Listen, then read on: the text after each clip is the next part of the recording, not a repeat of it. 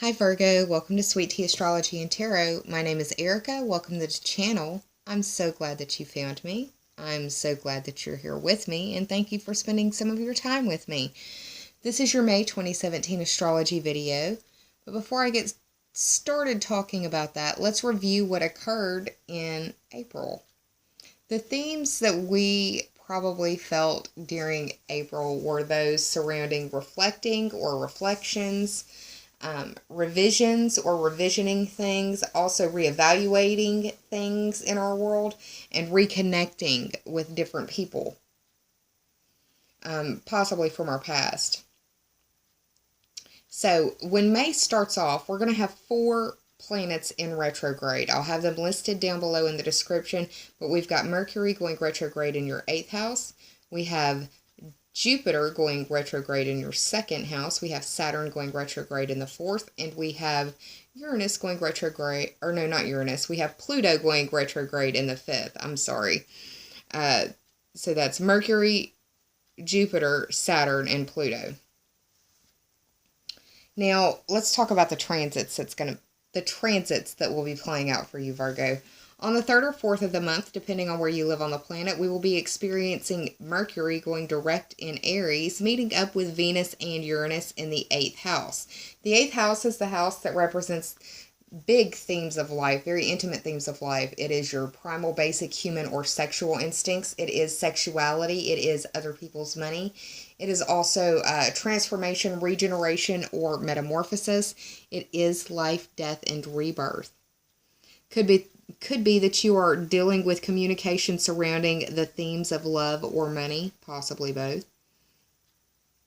On the 9th or 10th of the month, depending on where you live on the planet, we will be experiencing a full moon at 20 degrees of Scorpio, and this will be closely paired with Pluto.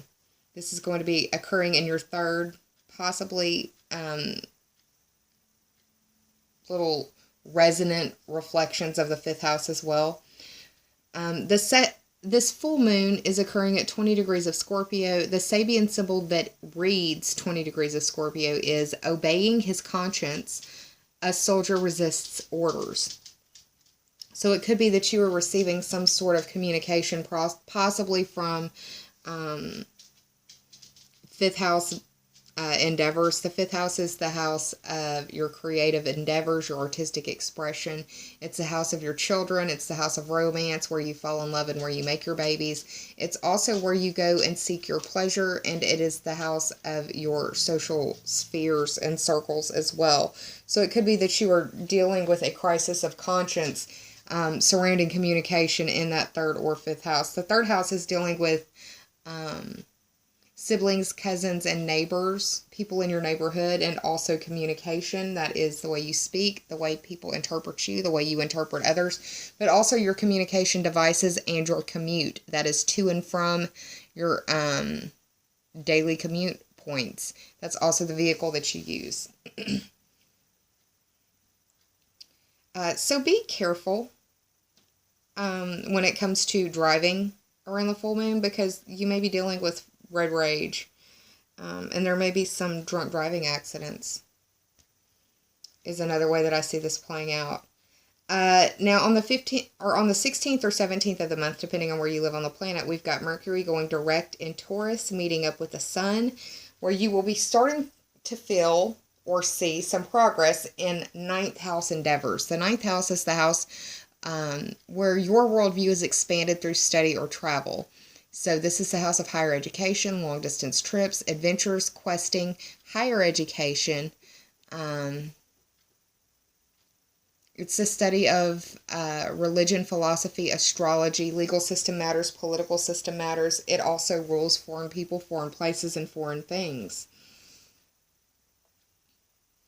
Now, on the 20th or the 21st, depending on where you live on the planet, we've got the Sun moving into Gemini, meeting up with Mars in the 10th house. This could produce some feelings of exciting, quick-paced, energetic type of, possibly even aggressive revolution or rebellion in the 10th house. The 10th house is the house that I think of through the lens of William Shakespeare. He said all the world is a stage, and the 10th house is a stage that you approach the world on, and it's how the world knows you through your career, your status, and your reputation. You're dealing with authority figures in your world, in your life, or in their expertise, like a professional. And it also is the house of destiny. On the 24th or 25th, just a couple of days after the sun moving in, we've got a new moon in Gemini in the 10th house. Perfect time for intention setting or moon magic, if you will, in that 10th house, dealing with your career status or your reputation. Would be a really good time for you to start putting the bait in the water when it comes to your career, your status, or your reputation. Give it about 6 months of gestation and you should experience a nice yield if you put in the work throughout the gestational period. One final aspect that I want to alert you to, unless you know about, is an aspect that we will be experiencing throughout the entirety of the month of May. It is Saturn in Sagittarius will be trining Uranus and Aries. And this will be occurring between your 4th and 8th house. The 4th house is the house of home and family, roots and foundations. And the 8th house is that very intimate house of life, death, and rebirth, sexuality, other people's money, instincts, and transformation, regeneration, and metamorphosis. So it could be that there is some deep change, some deep renewal. Could be some quick change as well, because Uranus is in that 8th house.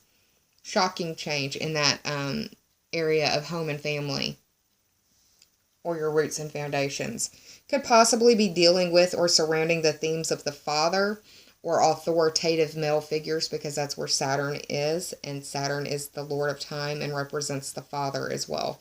So, with that all being said, Virgo, that's what I see going on for you in May 2017. I do hope that you're well. I hope that May is full of bright blessings for you. This video is intended as a heads up. It is a general forecast for Virgo Sun, Moon, and Rising. However, it will probably be most beneficial to Virgo Sun and Virgo Rising.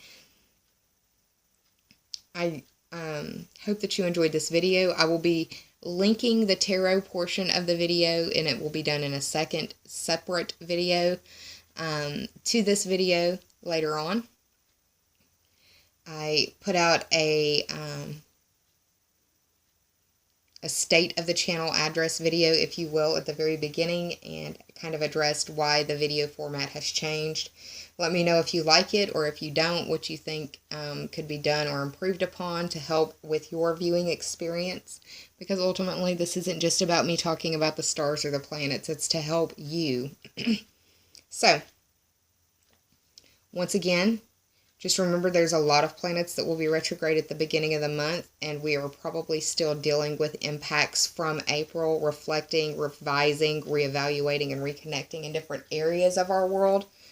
That full moon's going to set off the tone of the month, so just breathe, baby, breathe, and take care of yourselves. I will see you again very soon. I'm sending you so much love. Namaste, and bye, y'all.